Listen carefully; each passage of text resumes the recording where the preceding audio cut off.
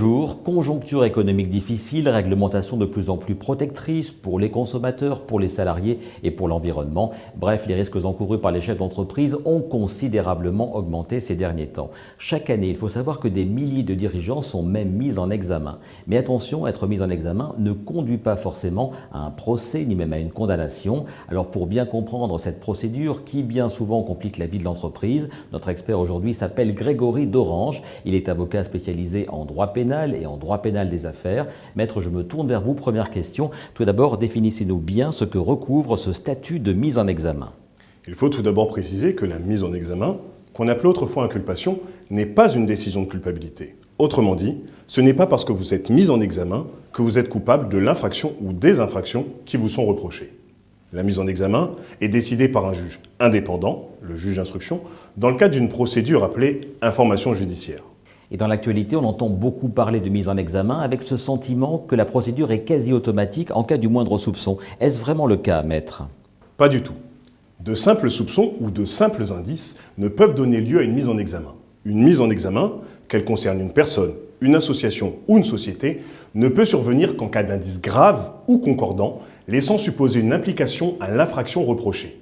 Par exemple, le juge d'instruction pourra convoquer un dirigeant pour des faits de fraude fiscale, d'escroquerie, d'homicide ou encore de blessure involontaire sur le lieu de travail. Mais il ne pourra pas le convoquer pour un litige de droit du travail, par exemple le non-paiement du salaire ou pour un licenciement abusif. Encore un point de droit, Grégory d'Orange. Rappelez-nous la différence entre un délit et un crime et surtout ce que l'on encourt dans chaque situation.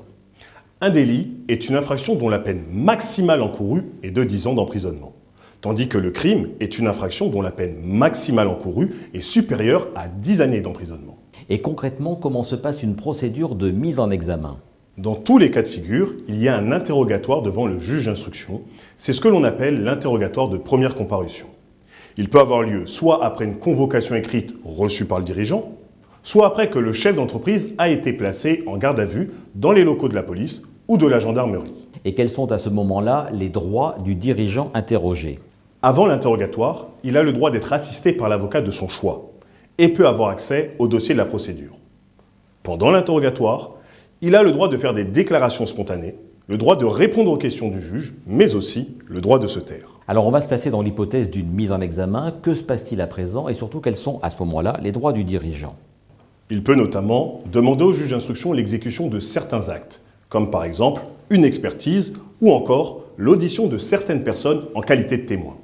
Et puis, il est important de souligner qu'une fois mis en examen, le chef d'entreprise peut être soumis à certaines obligations ou interdictions dans le cadre d'un contrôle judiciaire. C'est plus rare, mais cela arrive néanmoins. Le dirigeant peut également être placé en détention provisoire, autrement dit en prison, durant le temps de la procédure. C'est le cas par exemple lorsque le chef d'entreprise ne présente pas de garantie permettant de s'assurer qu'il restera à la disposition de la justice, ou bien lorsqu'il y a un risque de répétition de l'infraction, de disparition de certaines preuves ou de pression sur la victime. Et quels conseils, maître, pouvez-vous donner à celles et ceux qui nous regardent?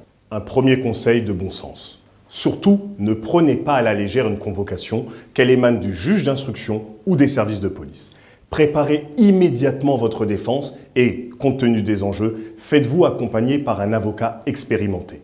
Plus tôt sera préparé cet interrogatoire, mieux se déroulera une éventuelle mise en examen. Deuxième conseil, identifiez bien la personne envers laquelle le juge d'instruction envisage une mise en examen. Cela peut être, je le disais, une personne physique, le dirigeant, ou bien la société ou l'association concernée par le dossier. Enfin, dernier conseil, préparez tous les documents utiles et surtout, armez-vous de patience. La durée de la mise en examen est fonction de la durée de la procédure d'instruction. Environ 1 an pour les délits et 1 an et demi pour les crimes. Et avez-vous, maître, un exemple récent à partager avec celles et ceux qui nous regardent concernant justement une mise en examen? J'ai récemment été contacté par un chef d'entreprise surpris d'avoir reçu une convocation par le juge d'instruction en vue de sa mise en examen pour escroquerie et fraude fiscale. Quelques mois auparavant, il avait été entendu par les services de la brigade financière. Mais estimant qu'il n'avait rien à se reprocher, il avait négligé l'importance de son audition et n'avait pas transmis les documents qui lui avaient été demandés. Nous avons réussi à obtenir son placement sous le statut de témoin assisté, bien plus souple qu'une mise en examen, en soulignant le fait que les indices en présence n'étaient ni graves ni concordants. Ce chef d'entreprise a ainsi appris à ses dépens qu'il ne faut pas négliger une convocation judiciaire quand bien même on n'a rien à se reprocher. D'où l'intérêt, comme toujours, d'avoir recours au conseil d'un expert. Maître Grégory d'Orange, je vous remercie. Tous ces conseils et bien d'autres, vous les retrouvez sur le site ledroitpourmoi.fr.